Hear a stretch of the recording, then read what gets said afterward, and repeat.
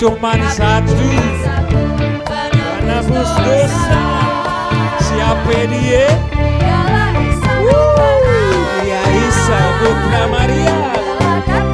Bawa terang buat kita semua. Amin. Umat manusia yang mau percaya dan bertobat. Siapa dia? Isa Putra Maria.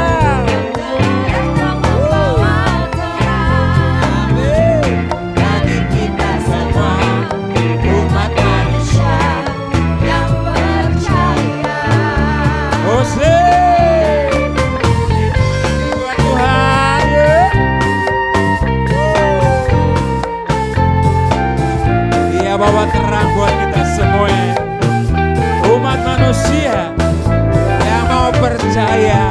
Yuk. Banyak nabi-nabi, banyak rasul-rasul, tapi cuma satu juru selamat. Banyak agama, banyak kepercayaan, tapi cuma satu penebus dosa. Siapa dia?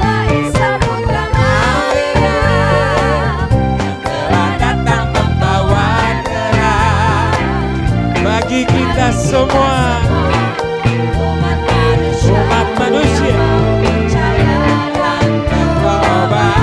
Siapa dia?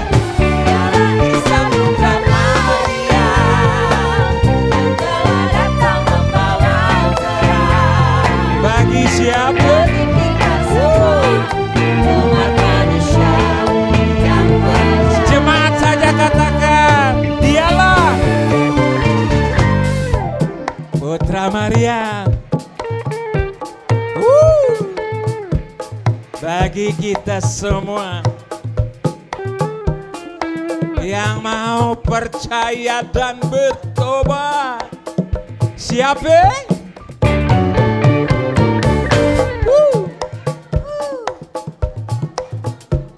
Benar.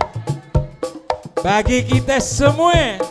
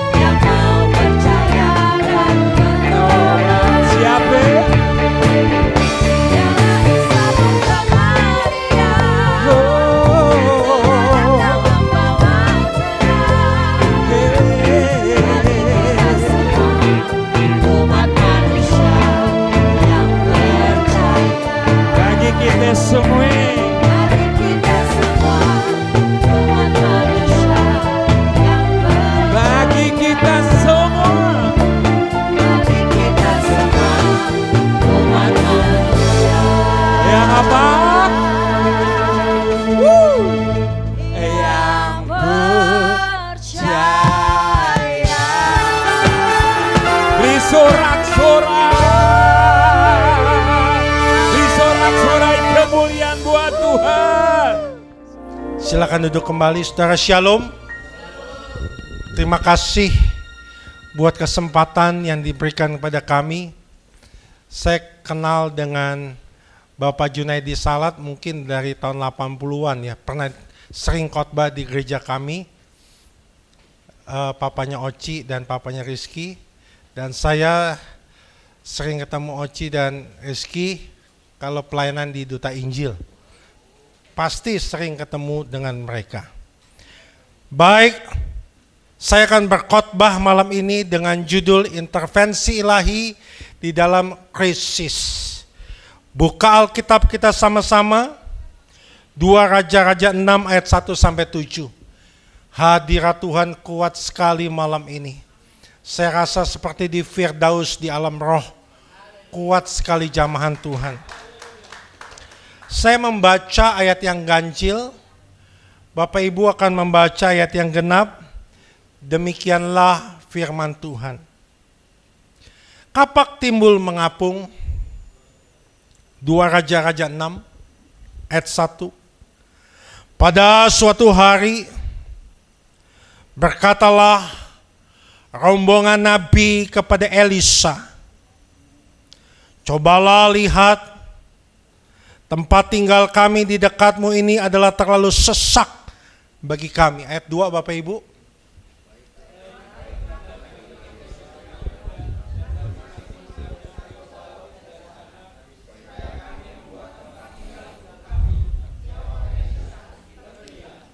Lalu berkatalah seorang, silahkan ikutlah dengan hamba-hambamu ini.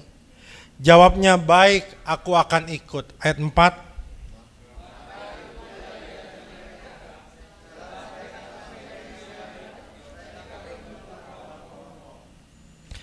Dan terjadilah ketika seorang sedang menumbangkan sebatang pohon, jatuhlah mata kapaknya ke dalam air.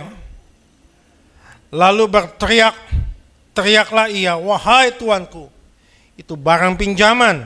Ayat 6.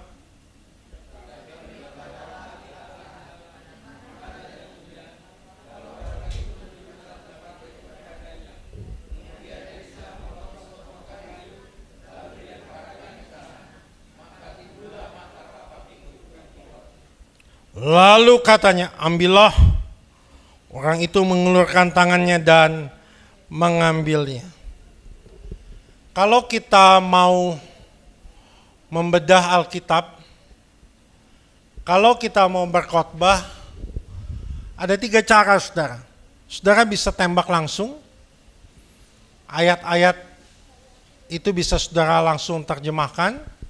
Yang kedua, ada yang mesti kita kupas, namanya eksegese. Jadi kalau kita lihat langsung, belum kita dapat dagingnya. Mesti kita kupas dulu, baru kita dapat dagingnya. Setelah eksegese, baru esegese. Tapi berapa banyak pendeta-pendeta saat ini, nggak ada eksegesenya, banyaknya esegesenya terus. Yang ketiga, saudara bisa khotbah dari contoh-contoh Alkitab. Kisah Daud, kisah Abraham, kisah Yusuf. Nah, bagian ini kita mesti kupas, baru kita dapat dagingnya. Saudara, kita perlu tahu dulu situasi masalah yang dihadapi oleh mereka pada saat itu. Pasal ini berada dalam masa pelayanan Nabi Elisa, abad 9 sebelum Masehi. Apa sih masalah-masalah yang dihadapinya, saudara? Masalah yang dihadapinya adalah komunitas Nabi mengalami masalah, tempat mereka sudah sesak. Masalah yang kedua yang dihadapi adalah kehilangan kapak. Bukankah kita dalam hidup kita juga seringkali mengalami kesesakan, Bapak Ibu? Suami terus sakitin kita. Dari mulutnya maki kita. Kita ibu-ibu sudah kerja banting tulang, masak, antar jemput anak. Betul nggak, Bu? Bu, betul nggak? Iya. Udah bikin sayur asam dikatain nggak enak. Kita sesak suami-suami. Mertua tiap bulan masuk ICU lagi, ICU lagi. Ada seorang bapak datang kepada saya, Pak, mertua saya tiap bulan masuk ICU. Saya sampai doa, Tuhan Yesus, bumi penuh dengan air mata. Sorga penuh dengan keindahan. Bawalah ya Tuhan mertuaku dari bumi yang penuh air mata ke sorga yang indah. Itu bukan doa, nyumpahin mati namanya.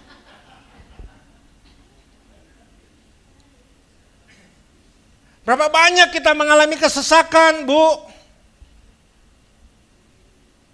Suami saya selingkuh, Pak. Sekali masih saya bisa ampuni. 2 kali masih bisa saya ampuni. 3 kali siap. Siapa saya? Yesus aja mau mati di atas kayu salib, masa saya nggak bisa ampuni? Saya ampuni dia. 4 kali Pak dia selingkuh. Tuhan saya pikir mau ngomong ampuni, ambil nyawanya Tuhan. Udah nggak kuat. Kalau bahasa imutnya nggak kuku lagi. Berapa banyak kita mengalami kesesakan? Pak Pendeta alami kesesakan nggak? Setiap saat. Di kalangan kami kemurahan Tuhan, saya khotbah sudah keliling dunia. Kemurahan Tuhan. Tapi jangan sangka saudara, di kalangan kami penginjil, sikut-sikutannya lebih hebat dibanding orang dunia. Wih, itu lebih hebat dari orang dunia.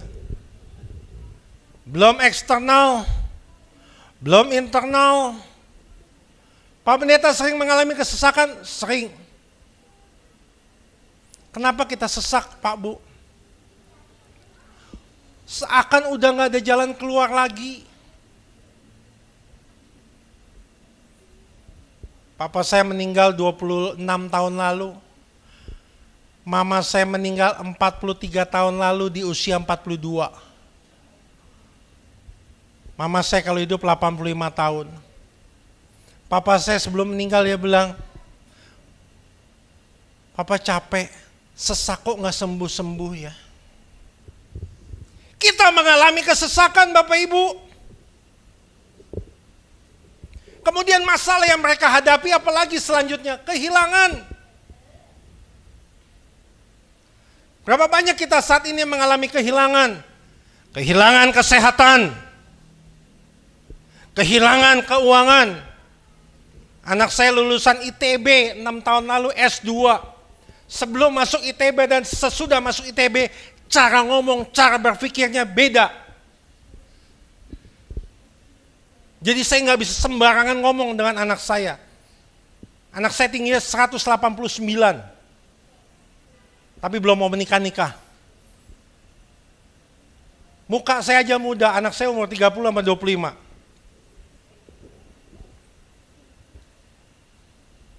Satu saat dia bilang gini, Papa minta 300 juta. Tabungan saya kasih buat dia. Saya pikir dia pintar dari lulusan ITB. Dia masukin Indosuria, bablas duit saya habis.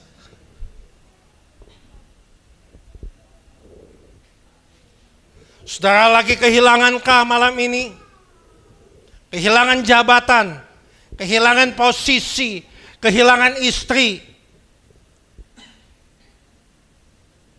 Nggak enak, kehilangan tuh nggak enak. Malam ini kita mau belajar dengan cepat. Saya dikasih waktu berapa lama Pak Ketua? 30 menit.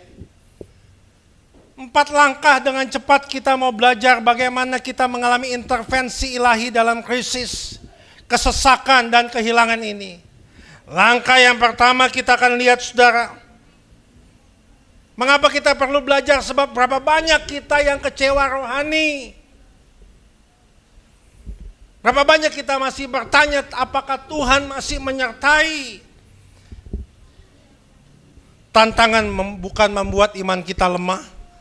Masalah bukan membuat kita kecewa.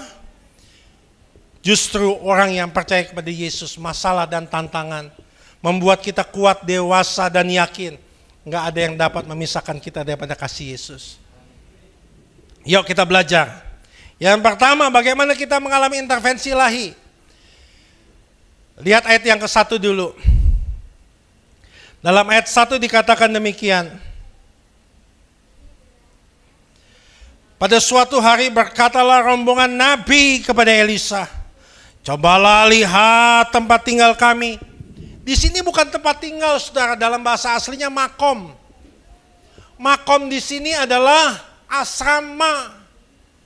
Jadi pada waktu itu mereka susah. Pada waktu itu mereka krisis. Tapi di tengah krisis, sekolah Nabi itu penuh.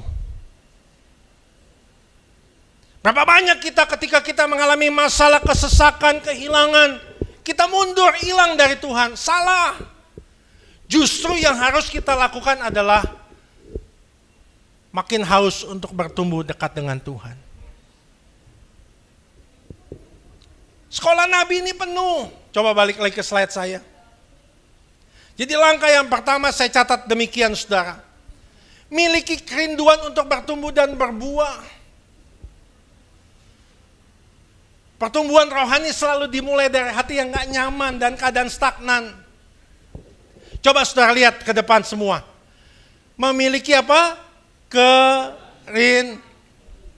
Saudara punya iman? Coba lihat saya. Saudara punya iman? Iman saudara hidup gak? Diam. Saya ulang lagi ya. Saudara punya iman? Iman saudara hidup gak? Dari mana tandanya? Gak tahu kan? Pantas di Alkitab bilang, aku datang mencari iman, gak aku temukan iman. Jangan-jangan imanmu mati. Bagaimana saya bisa tahu iman saya hidup atau mati Pak Pendeta? Ditandai dengan ini. Masih enggak ada rasa haus untuk ibadah? Masih enggak ada rasa haus untuk doa? Masih enggak ada rasa haus untuk baca Alkitab? Kalau engkau melewati hari kayaknya enggak doa, enggak baca Alkitab, biasa aja, mati imanmu. Kayaknya lewatin hari itu enggak doa, enggak baca Alkitab, biasa aja, mati. Iman yang hidup melewati hari tanpa doa, tanpa baca Alkitab, kok kayak ada yang kurang ya? Pernah nggak gitu? Kok ada yang nggak enak ya? Pernah nggak alami itu? Nah, imanmu hidup itu. Itu tanda imanmu hidup. Kalau imanmu mati melewati hari tanpa doa, tanpa baca Alkitab, enak aja bablas terus, mati. Makanya di sini saya catat Bapak Ibu, memiliki kerinduan, rasa haus. Mengapa kita nggak mau bertumbuh? Sebab ada rasa puas dan merasa diri lebih hebat. Siapa yang taruh rasa puas itu sehingga kita nggak mau bertumbuh? Perhatikan, yang pertama kita dikuduskan. Step kita menjadi Kristen. Sama-sama katakan dikuduskan. Langkah berikutnya pengudusan. Nah, pengudusan ini adalah kita harus kerjakan keselamatan kita, bukan untuk memperoleh keselamatan, tetapi apa? Bersyukur pada Tuhan. Kita harus punya kehausan untuk bertumbuh.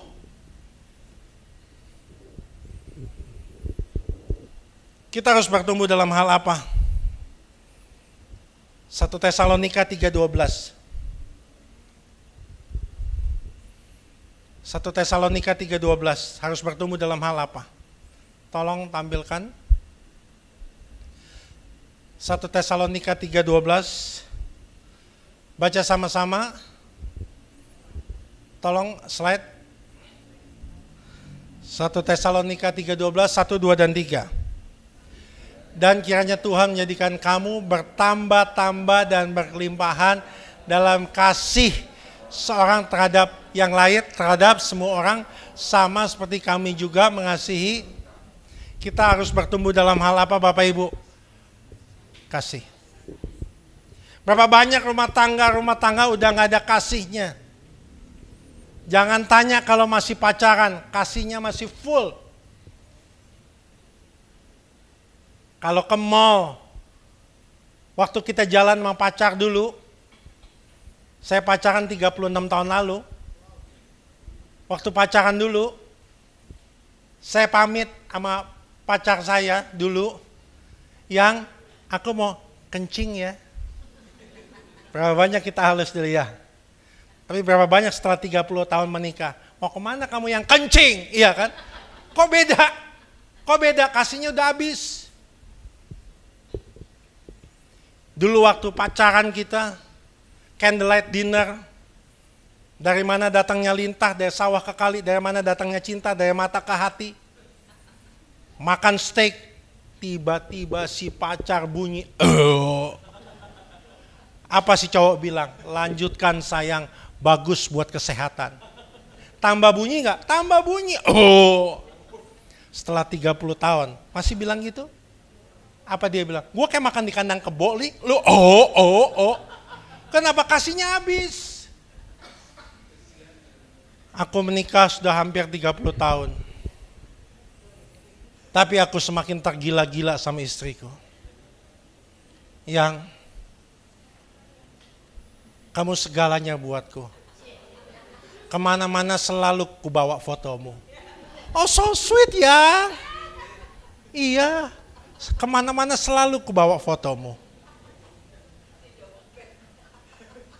Aku lihat terus. Kok bisa gitu? Iya. Ketika aku menghadapi masalah berat, aku lihat fotomu. Adakah masalah yang lebih berat dari ini? Berapa banyak kita kasih, kita habis.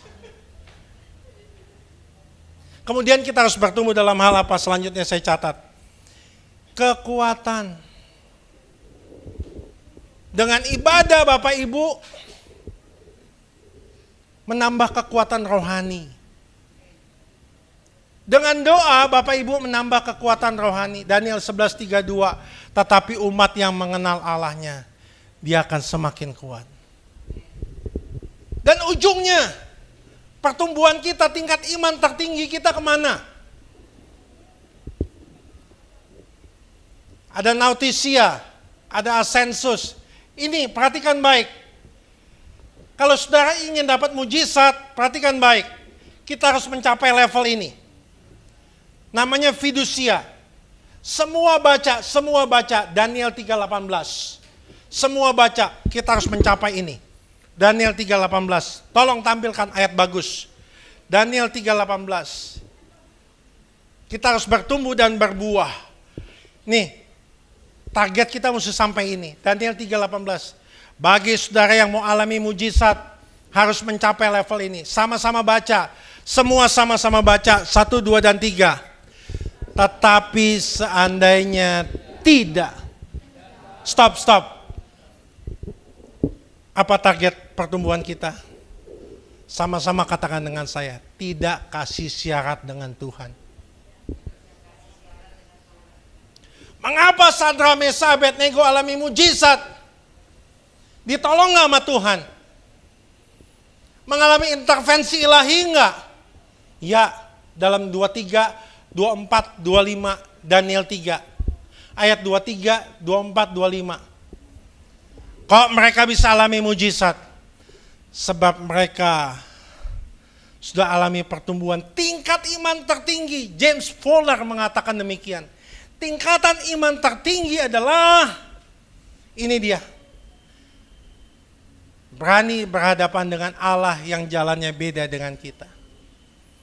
Berapa banyak kita sering kasih syarat sama Tuhan. Kalau Tuhan tolong, saya berrajin. Kalau Tuhan sembuhkan, saya berrajin. Kalau Tuhan gak tolong, kalau Tuhan gak sembuhkan, respon kita mesti sama seperti Sadrak, Mesak, Abednego. Kita mesti bertumbuh ke arah ini. Tidak kasih syarat dengan Yesus. Apapun yang Tuhan buat baik. Perhatikan, baca sama-sama ayat ini. Seandainya tidak, Tuanku harus tahu, kami nggak akan menyembah. Berapa banyak kita nggak ditolong, kita ke dukun, pasang susuk. Mereka luar biasa. Jadi langkah yang pertama saudara, kita harus memiliki kerinduan untuk bertumbuh dan berbuah. Kau akan lihat mujizat. Ada seorang ibu di Surabaya, dia di PHK, suami istri di PHK. Istrinya bilang gini, Pi, udah kamu di rumah. Aku yang kerja, dia jadi sales. Jual-jual rumah saudara. Nggak laku-laku. Sampai satu saat dia ketemu satu om. Nak, kamu jualin properti om 90M. Waduh, 90M. Rumah Anang Asyanti 25M aja nggak laku-laku. 90M.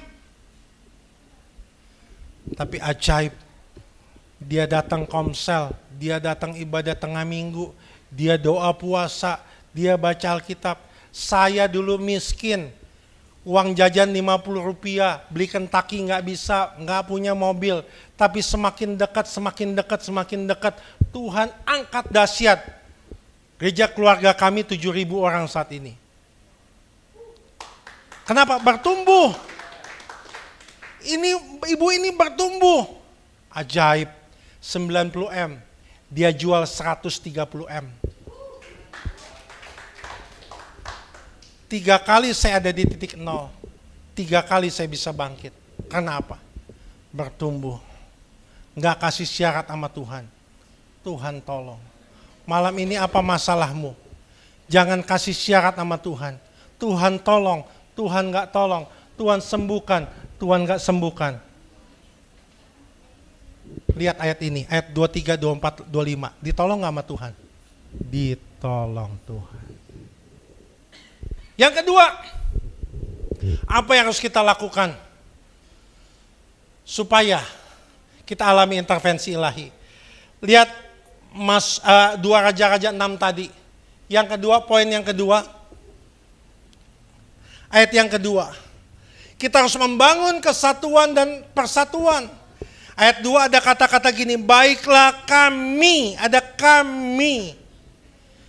Saudaraku yang kekasih dalam nama Tuhan, ini situasi di sekolah Nabi. Di sekolah Nabi. Lagi krisis, mereka semakin sungguh-sungguh ikut Tuhan.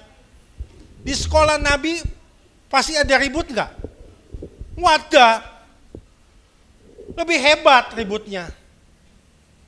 Saudara jangan sangka labelnya Kristen enggak ada ribut. Lebih hebat ributnya. Tapi dahsyat loh. Mereka bersatu loh. Baiklah kami. Kalau engkau ingin lihat satu mujizat, kalau engkau ingin lihat satu pertolongan Tuhan, harus ada persatuan dan kesatuan. Mengapa nggak ada persatuan dan kesatuan? Ada iri. Keluarga nggak bersatu, gereja nggak bersatu. Berapa banyak gereja-gereja besar pecah? Mengapa perlu bersatu? Kalau kita bersatu mendatangkan kesaksian bagi orang. Tema persekutuan kita luar biasa. Beritakan Injil bawa banyak orang. Bagaimana caranya? Kalau kita bersatu mendatangkan kesaksian. Kalau kita bersatu menjadi teladan. Kalau kita bersatu mendatangkan kemudahan dan kenyamanan. Kalau kita bersatu saudara, kita akan mencapai hasil yang maksimal. Bersatu bukan tanpa perbedaan, pasti ada perbedaan.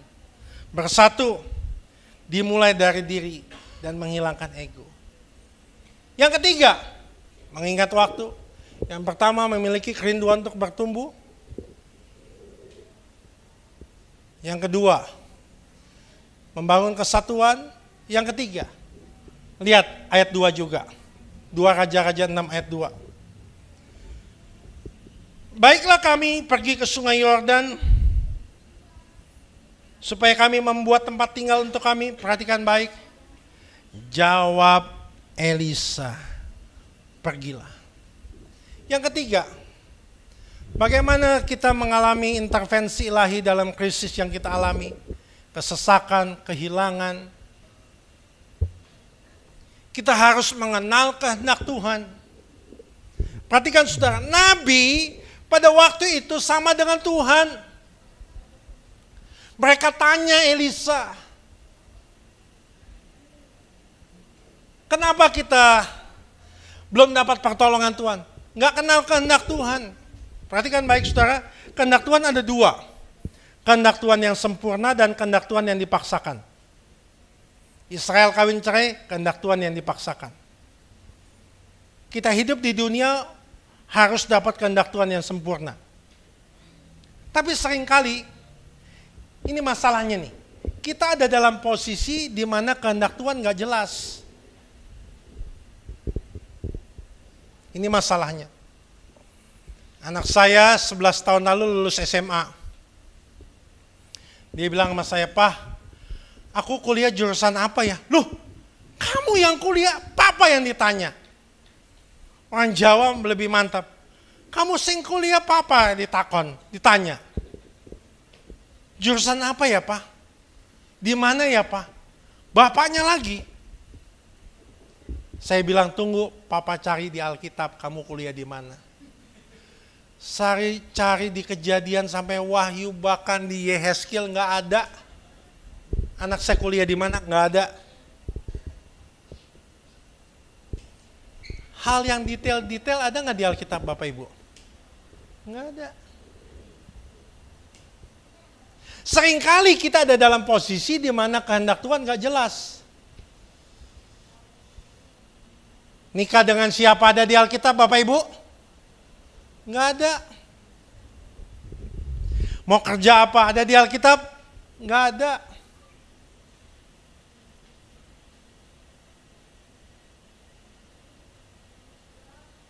Nah bagaimana supaya kita mendapatkan kehendak Tuhan yang sempurna?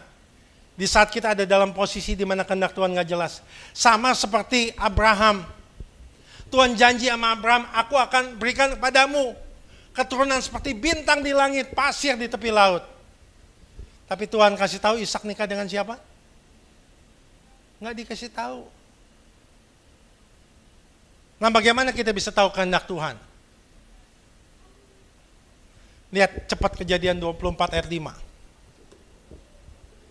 Cepat Kejadian 24 ayat 5.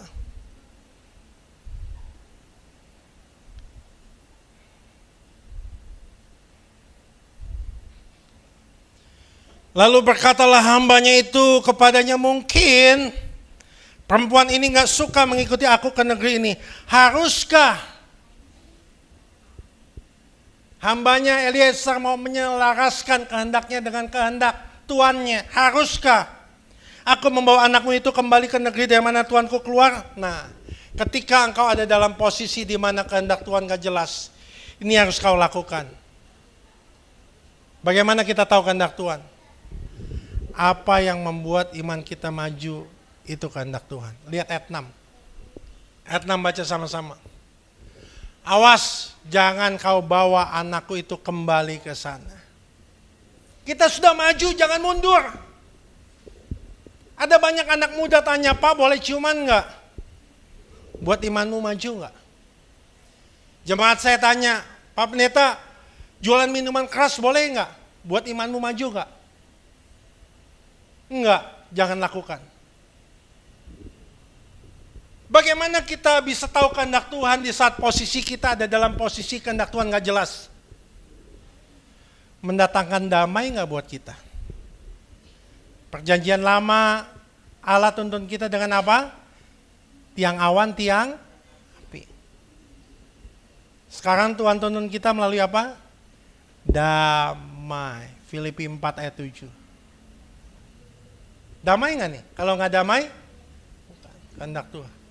Saya khotbah di PKKO, Intiland. Pekerja-pekerja banyak yang datang. Ada satu ibu kerja di departemen, saya nggak sebut. Pak, ini kehendak Tuhan nggak saya kerja di sini?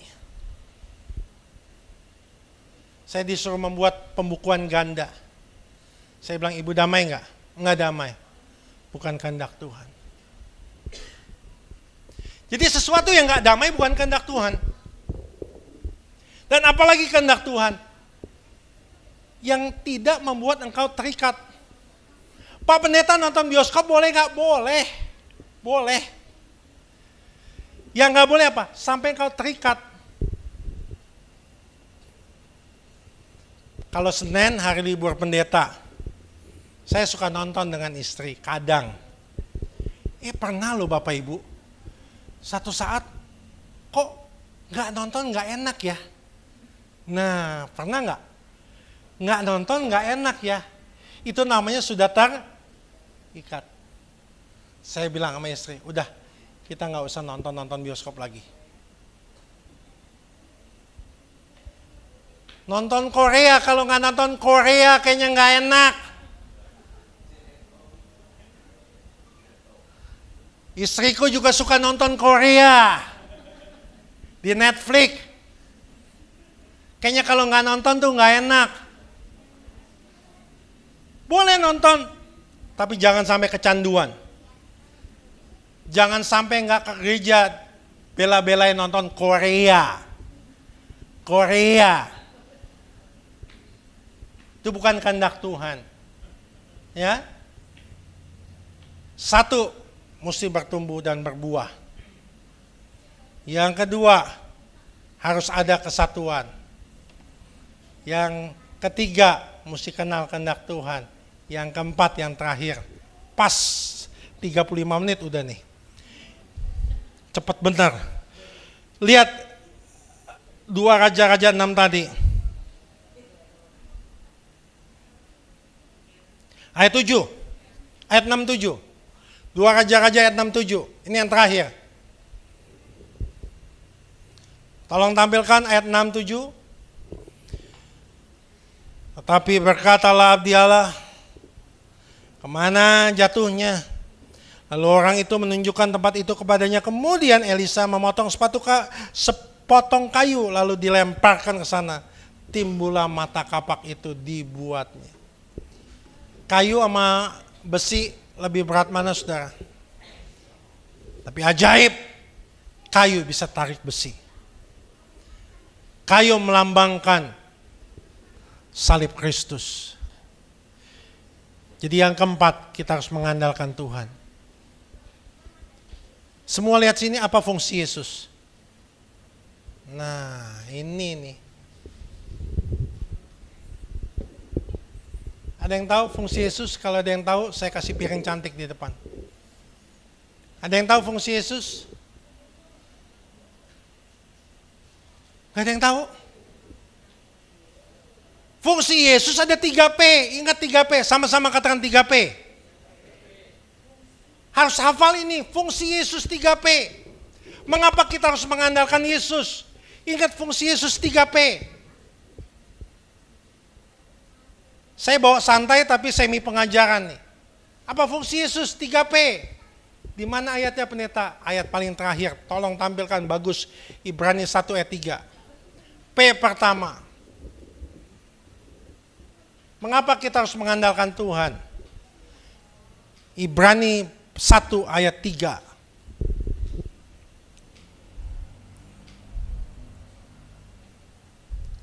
Ibrani 1 ayat 3.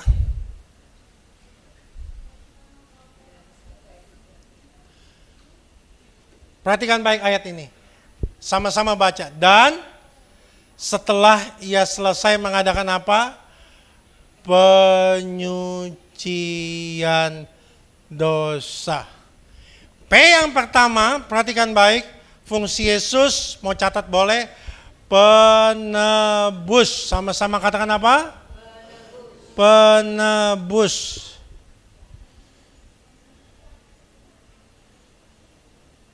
Mengapa dia bisa menebus? Karena dia tidak ada cacat sama sekali. Sempurna manusia 100%, Allah 100%. Ada pendeta yang bilang, dia bukan Allah 100%. Ngaco itu pendeta. Habis menebus kita apa? Ia duduk di sebelah kanan. Bukan berarti dia duduk, bukan. Artinya apa? Simbol dia pemenang. Jadi dia penebus. P pertama apa? P kedua. Bagian A-nya, lihat A-nya. Sama-sama, ia, baca semua. Ia adalah cahaya kemuliaan Allah dan gambar wujud Allah. Dan apa? Sama-sama katakan menopang.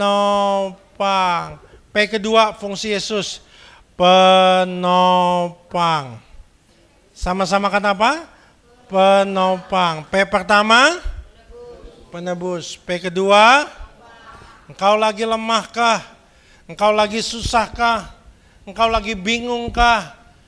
Andalkan Yesus, dia menopang hidupmu. Amin. P ketiga, yang terakhir, ayat 1. Penebus. Penopang. P yang ketiga, lihat ayat 1, tolong ayat 1-nya Pak. Ibrani 1 ayat 1, 1, 2, dan 3. Setelah pada zaman dahulu Allah berulang kali dan dalam pelbagai cara berbicara kepada nenek moyang kita dengan apa? Perantaraan nabi-nabi. Lanjut. Selanjutnya, maka pada zaman akhir ini ia telah berbicara kepada kita dengan perantaraan anaknya yang telah ia tetapkan sebagai yang berhak menerima segala yang ada. Baca sama-sama P ketiga ini apa? Oleh Dia Allah telah menjadikan alam semesta. Penebus, penopang, pencipta. Kau butuh sesuatu yang gak ada, andalkan Yesus. Dia bisa buat yang gak ada menjadi ada. Saya tutup dengan kesaksian ini. Ada pemudi namanya Lydia. Gemuk. Kacamata tebal minus 13. Mulutnya mengok. Saya tanya Bapak Ibu, model gini cepat apa lama apa susah dapat jodohnya? Susah. Untuk dapat jodoh kan 3B. Berdoa, berusaha, dan bercermin. Susah. Tanya sama Lydia. Kamu mau dapat suami model apa? Tanya Lydia. Lydia akan jawab, saya akan mau pilih suami direktur bank. Dapat tukang es dawet aja udah alhamdulillah. Direktur bank. Tukang es dawet aja udah alhamdulillah. Direktur bank. Lydia guru sekolah minggu. Satu saat direktur bank datang ke kotanya Lydia. Nginep di hotel termewah di kotanya Lydia. Hari Minggu dia tanya resepsionis, di mana gereja? Saya nggak tahu Pak, tanya aja tukang taksi. Taksi kan tahu di mana gereja. Prinsip supir taksi, lebih jauh lebih baik. Bule dengan kita naik taksi beda. Bule naik taksi, wow, beautiful. Beautiful, beautiful.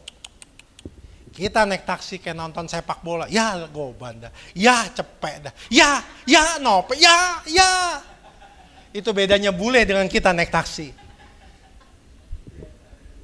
Direktur bank naik taksi, lihat kanan, lihat kiri. Datang ke gerejanya Lydia. Di gerejanya Lydia rupanya ada sekelompok muda-mudi yang udah 30-an. Itu udah susah. Kalau 15, 16 lagi belagu-belagunya tuh. Siapa kamu? Belagu kan 15, 16 kan? Kayak kita dulu ya Bu ya. Jual mahal ya. Udah 25, 26 udah ada gelar master. Kamu gak tahu siapa saya? 25, 26. Mulai 35, 37 mulai bingung. Siapa ya? Bingung dia. 40, 45. Siapa aja boleh deh. Buy one get one free. Ini ada sekelompok muda-mudi yang 30-an lebih. Wih. Mereka deketin. Kalau ada orang baru kan kelihatan kan? Coba saya tanya Bapak Ibu, setiap ibadah pasti duduknya sama nggak? Sama. Bapak ini di sini, Ibu ini di sini, di situ. Koordinator tinggal lihat mana yang kosong ya. Oh Ibu ini nggak datang, Pak Yusuf nggak datang. Ih ada orang baru nih, kenalan semua. Kenalan dong. Itu kepenuhan roh ganjen namanya. Kenalan dong. Dingin. Kamu punya teman lain nggak? Direkturnya bilang, weh gagah kan? Nggak beda-beda jauh sama saya. Wah gagah wangi. Oh ada Lydia lagi ngajar sekolah minggu. Datang Lydia. Dari mana datangnya lintah, sawah ke kali, dari mana datangnya cinta, mata ke hati, prikitiu, weh. Singkat cerita nikah. Bulan madu ke Eropa. Bingung semua satu gereja. Kok mau sama orang jelek model begini ya? Pulang bulan madu dia saksi. Puji Tuhan Bapak Ibu. Mungkin Bapak Ibu selama ini menghina saya. Saya gendut, mulut saya mengok. Engkau mungkin bingung. Saya bisa dapat direktur bank. Mau tahu kenapa? Sebab suami saya punya kelainan di mata. Dia dari kelas 1 SD kalau buat garis lurus pasti mengok. Jadi selama dari kecil sampai besar, dia lihat mulut wanita semua mengok. Pas lihat saya, baru dia ketemu mulut wanita yang lempeng. Lihat, kalau Tuhan mau tolong, nggak ada yang mustahil. Apa masalahmu pada malam ini?